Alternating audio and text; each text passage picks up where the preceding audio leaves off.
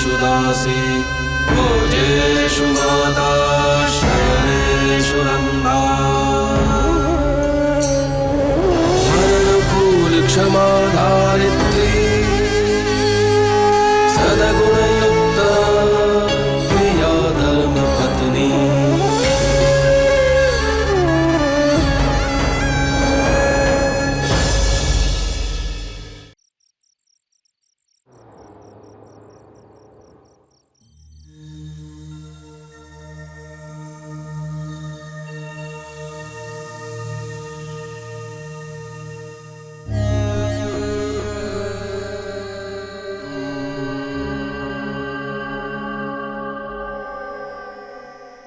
मासा,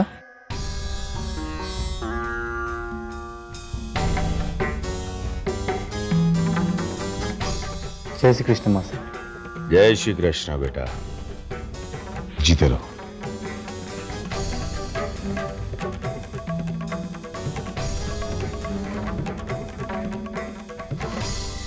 बेटा बहुत याद आ रही थी तुम्हारी, रहा नहीं गया तो सोचा कि जाकर देख आऊं कि कैसा है मेरा भांजा। मैं ठीक हूं।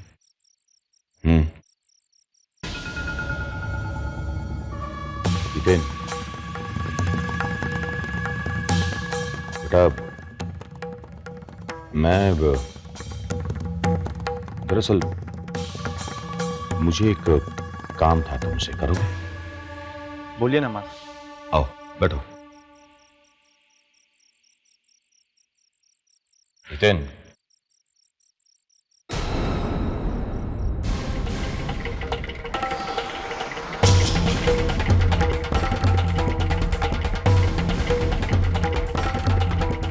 मैं ये पैसे लाया हूं और मैं जानता हूं मुझसे क्या चाहते।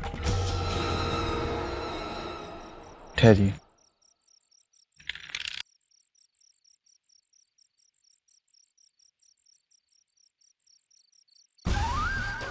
राजा की जान तोते में होती है और डीएम की जान इस वक्त जिस हीरे में है वो हीरा माधो सोलंकी के पास है,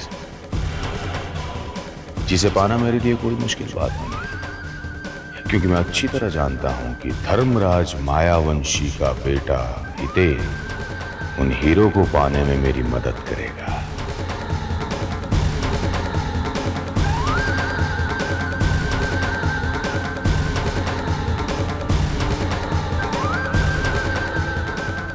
इसी के लिए आया है ना आप? पर ये मैं आपको नहीं दूंगा।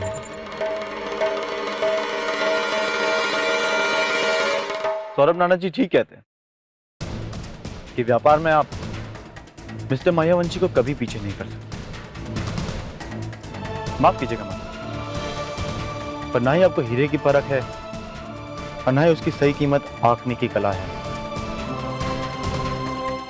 ऐसी 100 बैग भी रुपये से भरकर लाओगे ना, वो कीमत भी कम पड़ेगी इस हीरे की। ये है अनमोल हीरा माधो सोलंकी। इनका मेरे पिता से धर्मराज मायावंशी से, धर्मपुर के मालिक से जो रिश्ता है ना मासा, वो आपके और मेरे रिश्ते से कई ऊंचे पायदान पे है। अरे 31 साल काम किया है ना मिस्टर मायावंशी के कारखाने में। क्या कीमत देंगे इनके काम की? उस विश्वास की क्या कीमत देंगे जो मिस्टर मायावंशी ने इन हालातों में भी इन पर किया है? अब तक तो इतने दिन भी नहीं आए मेरी जिंदगी में जितने हीरे ये मिस्टर मायावंशी के लिए तराश चुके हैं।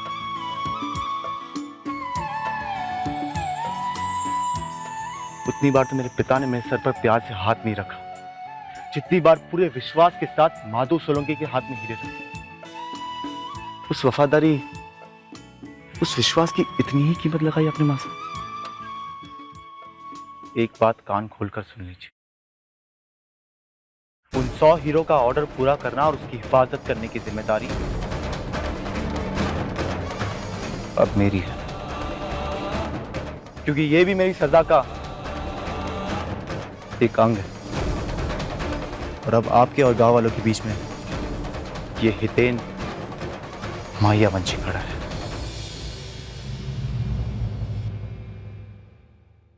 और कहते हैं ना मासा, कुछ चीजों पे तो इंसान का भी जोर नहीं चलता। उसके जन्म पर, उसके माँ बाप पर। एक ऐसा ही सच मेरा भी है कि धर्मपुर की इस मिट्टी में मैंने जन्म लिया है। ना चाहते हुए भी मैं धर्मराज मायावंशी का बेटा हूं। तो कुछ आदतें तो खून से ही आती है जो उनकी भी मुझ में है। मां सा है आप मेरे, इसीलिए एक बात समझा, अगली बार अपने इस भांजे से एक मासा की हैसियत से मिलने आइएगा, बहुत खुशी होगी। पर अगर धर्मपुर के दुश्मन बनकर आए, इन गांव के कारीगरों को खरीदने की बात या उस ऑर्डर को तोड़ने के सपने संजो कर आए,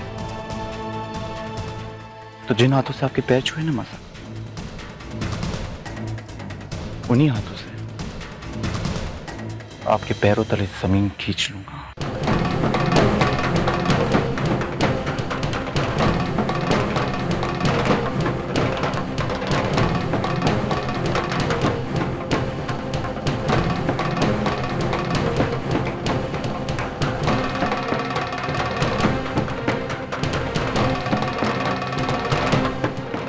जय श्री कृष्ण।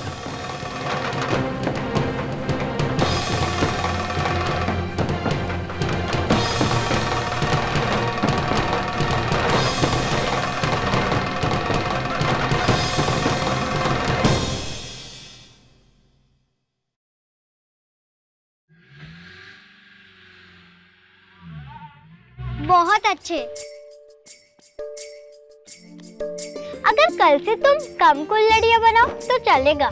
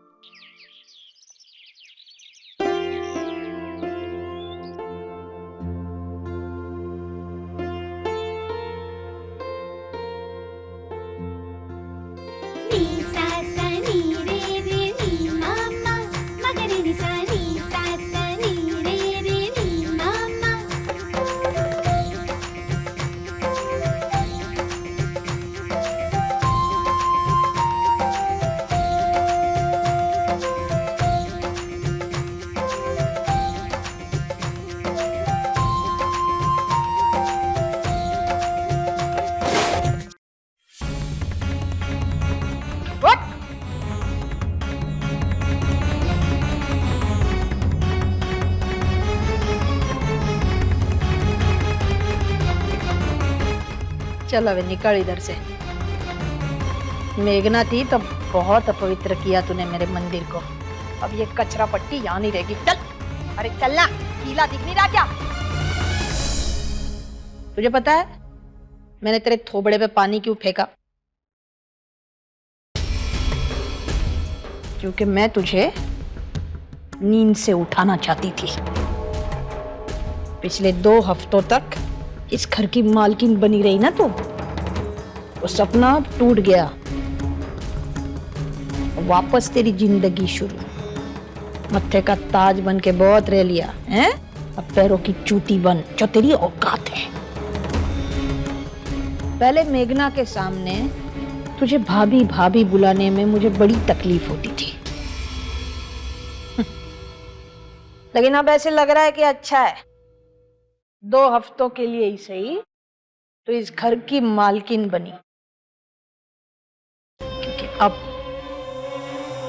जब तू चंपाकली के साथ आउट हाउस में सोएगी ना, तो तुझे बड़ी तकलीफ होगी। भिखारी को कुछ दिन के लिए ही सही मलाई मिल जाए ना, तो सूखी रोटी उसके गले से निकलती नहीं। अब तेरा भी ऐसे ही होगा। बहुत घी वाली खिचड़ी खाई ना तूने मेरे हाथों से, हैं? अब सूखी रोटी के लिए तरस।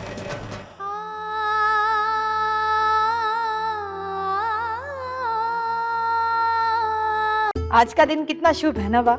हमारा मौलिक पहली बार कारखाने जा रहा है। हमारा आशीर्वाद तेरे साथ हमेशा है। अपने पिता की तरह तगड़ा व्यापारी बनना। ओहो, बोलते ही रहेंगे, बोलते ही रहेंगे। तरुफाई, आशीर्वाद आप। तरुफाई, वहाँ क्या करना होगा मुझे कुछ समझ नहीं आ रहा है।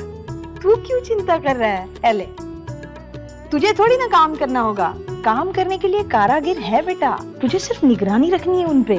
हाँ, अरे तू पहली बार जा रहा है कारखाने, नानका भी समझता है हल्का फुल्का काम देगा तुझे। चिंता मत कर। शंभो, सब बराबर पैक किया ना? जी बा। गाड़ी में रख दे जा।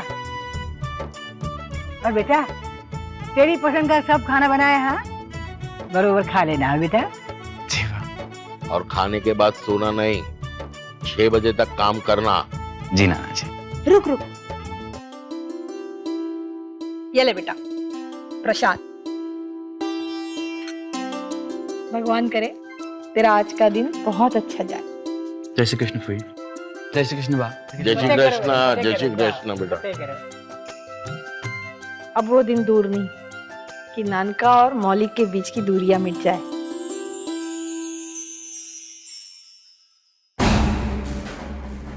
बड़ी छाती चौड़ी करके गए थे। मुझे पता है क्या करना है, यही कह के गए थे ना। क्या करके आए? हाँ? मुझे क्या पता था कि मेरा भांजा हिते इन गांव वालों की गोद में जाकर बैठ जाएगा। जहां थे हम आज भी वही है। हमारा ऑर्डर्स वर्कर्स के बिना पूरा नहीं हो पाएगा। और सौमिल भाई, हमारा ऑर्डर उस धर्मराज माहियावंशी को दे देगा। नहीं, ये नहीं हो सकता। मैं ये नहीं होने दूंगा, चाहे इसके लिए मुझे कुछ भी क्यों ना करना पड़े।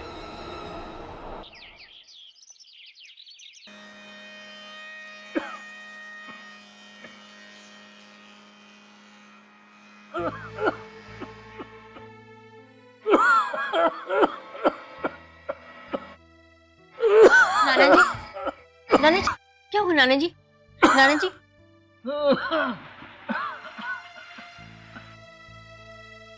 आपको तो तेज बुखार है, आप आराम कीजिए नाना जी। नहीं बेटा, अभी बहुत काम करना है। नाना जी, ऐसी हालत में आप काम कैसे करेंगे? मैं वैद्य जी को बुला के लाती हूँ। वो मैं जब मैंने नाना जी की बात नहीं सुनी तो तुम्हारी भी नहीं सुनूंगी। मैं जा रही हूँ वैद्य जी को बुलाने। तब तक तुम नाना जी का ध्यान रखना, समझे? संतू में और खेमी में यही फर्क है। संतू बेचारी सबकी बात सुनती है और खेमी सबको सुनाने में माहिर है।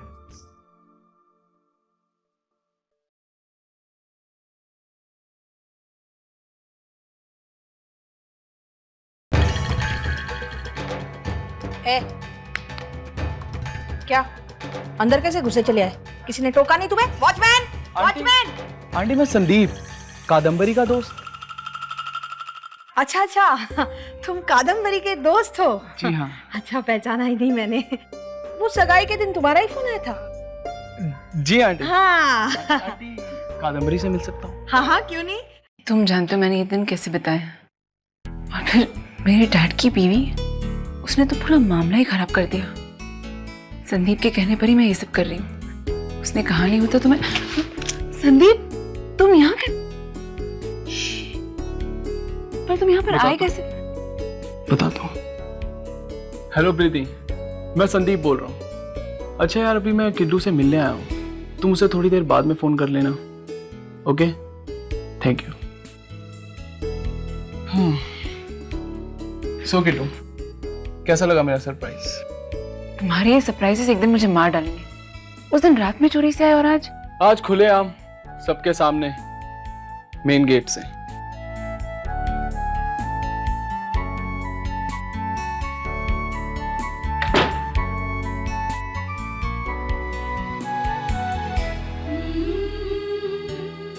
अच्छा हुआ तुम आ गए संदीप।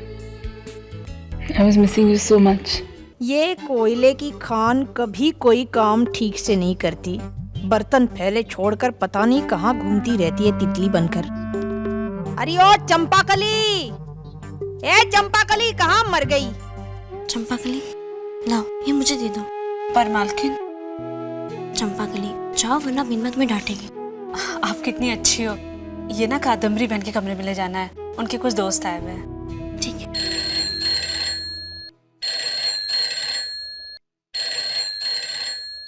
अरे कोई घर में है जो ये नासपीटा फोन उठाएगा, या सारे काम मैं ही करूं?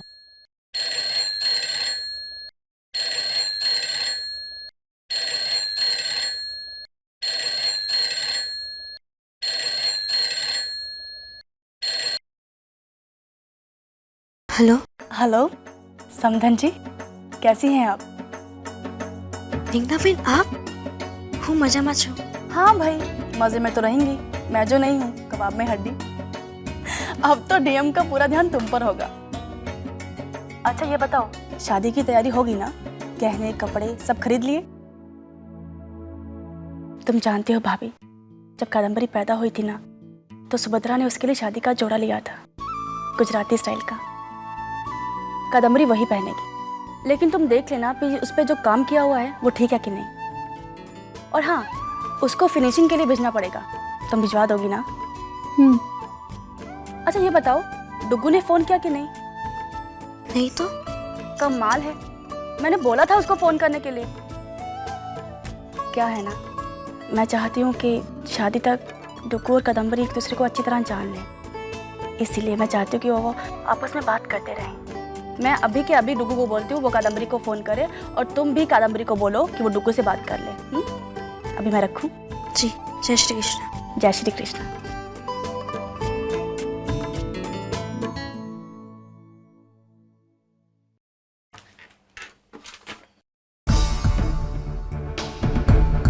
संदीप, ये है मैरिज रजिस्ट्रेशन पेपर।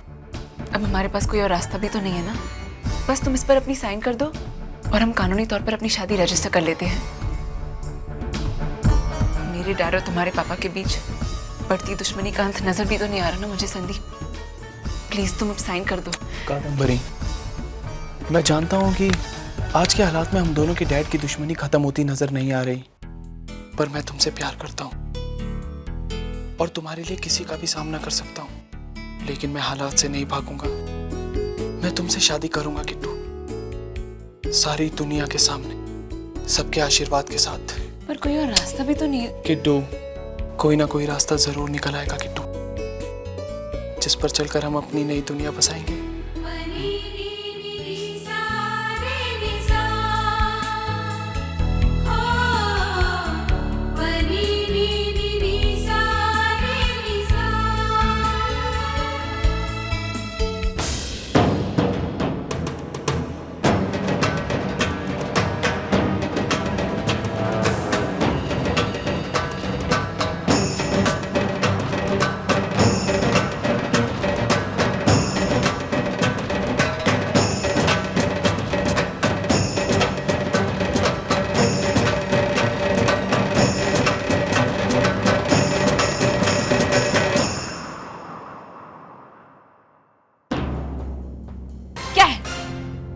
वो जमाई राजा का फोन आने वाला था। तो फोन आया तो नहीं ना? किट्टू, मैं चलता हूँ यार, शाम को क्लास में मिलता हूँ। बाय।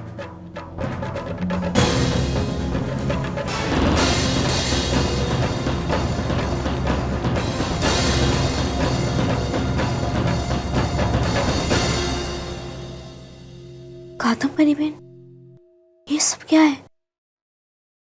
कहीं मालिक ने देख लिया होता तो? मालिक देख लेते तो क्या? मैंने उस दिन ही तुमसे कहा था कि मैं शादी सिर्फ संदीप से ही करूंगी। और रही बात मालिक की देखने की, तो मैं खुद दिखा दूंगी। तुम्हें इसमें पढ़ने की कोई जरूरत नहीं। और आइंदा जब मैं अपने कमरे में अपने दोस्तों के साथ हूँ तो यहाँ मत आना, समझी? क्या हुआ कद्दू, चिल्ला क्यों रही है? देखिए ना तरुफई, ये दो कौड़ी की गवार मुझे सिखाएगी कि मुझे अपने दोस्तों के साथ कैसे पेश आना चाहिए। मेरी सगाई होगी तो क्या मैं अपने दोस्तों के साथ बात नहीं कर सकती? तरुफई, आप भी संदीप को जानती है। जब आपको मेरे उससे मिलने पर कोई एतराज नहीं, तो यही कुछ जबरदस्ती मेरी मां बनने की कोशिश कर रही है।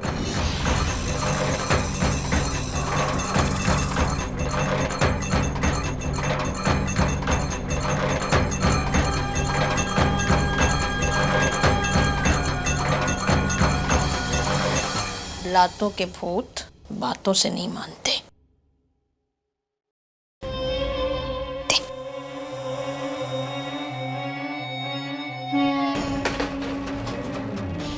आज मैं तुझे तेरी सही औकात दिखाती हूँ।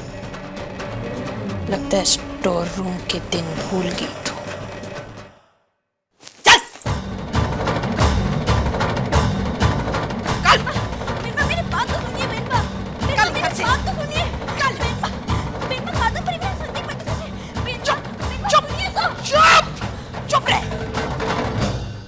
एकदम चुप रहे। पहले हितेन को मेरे घर से बाहर निकाल दिया तूने, हैं? उसके बाद मौलिक को उसके ही बाप की कारखाने में नौकरी पे लगा दिया। अब तेरी कादी नजर मेरी कादम्बरी पे पड़ी है। बता, मेघना थी तब प्यार के 2 बोल क्या मैंने बोले तेरे साथ, तू तो तेरी औकात ही भूल गई। बस अभी बहुत हो गया, पानी अब सर के ऊपर से जा रहा है। अब तुझे लात मार के इस घर से बाहर निकालूंगी मैं। चल निकल। मोटी बहन,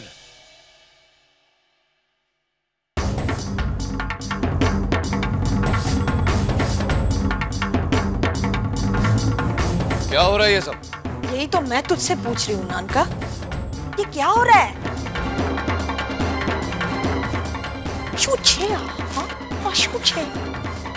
क्यों सहन कर रहे हैं हम लोग इसे?